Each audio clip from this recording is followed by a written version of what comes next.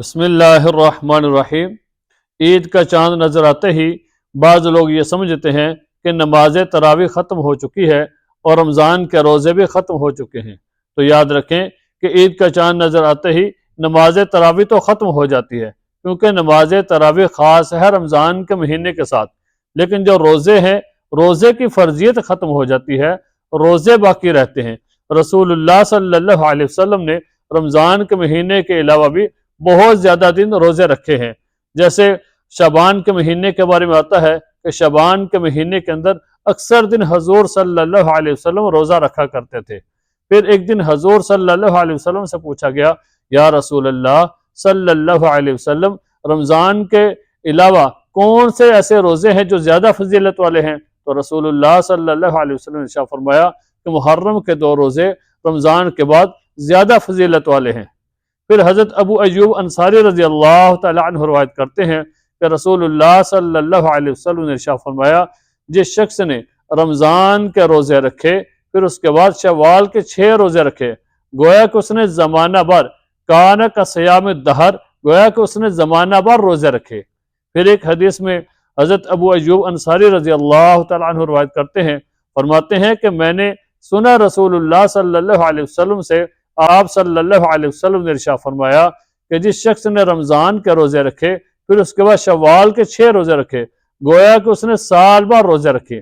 ابھی دیکھیں ایک حدیث کے اندر فرمایا کہ زمانہ بھر روزے رکھے، اور دوسری حدیث میں فرمایا کہ سال بھر روزہ رکھے۔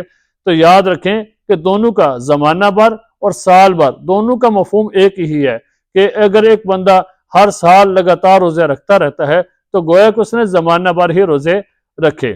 گویا کہ رسول اللہ صلی اللہ علیہ وسلم نے شوال کے 6 روزوں کی ترغیب دی ہے، تو پھر شوال کے 6 روزے جو ہیں ان کا اجر کیسے حاصل ہوگا سال بھر کے برابر؟ تو یاد رکھیں کہ حدیث پاک میں آتا ہے، من جاء بالحسنۃ فلہ 10 امثالھا، کہ جو بندہ ایک نیکی لے کر آئے گا اللہ تعالیٰ اس کو 10 گنا اجر عطا کریں گے۔ تو جو بندہ رمضان کے مہینے کے روزے رکھتا ہے تو اللہ تعالیٰ اس کو 10 گنا اجر دیں گے، تو 10 مہینے کا اجر بنے گا۔ پھر جب بندہ شوال کے 6 روزے رکھتا ہے تو ان شوال کے 6 روزوں کو جب 10 گنا کے ساتھ کریں گے تو 2 مہینے بنتے ہیں، 60 دن بنیں گے، تو 60 دن 2 مہینے اور 10 مہینے یہ کل ملا کے 12 مہینے کا اجر بن جائے گا۔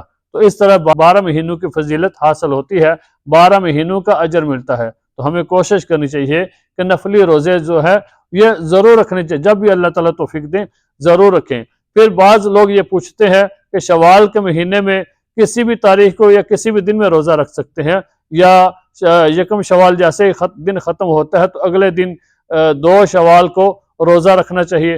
تو یاد رکھیں کہ یہ آپ کے اوپر ہے کہ آپ 2 شوال سے شروع کرتے ہیں اور لگاتار 6 روزے رکھتے ہیں، یا ایک دن چھوڑ کے دوسرے دن، یا 2 دن چھوڑ کے تیسرے دن، جیسے آپ کے لیے سہولت ہو۔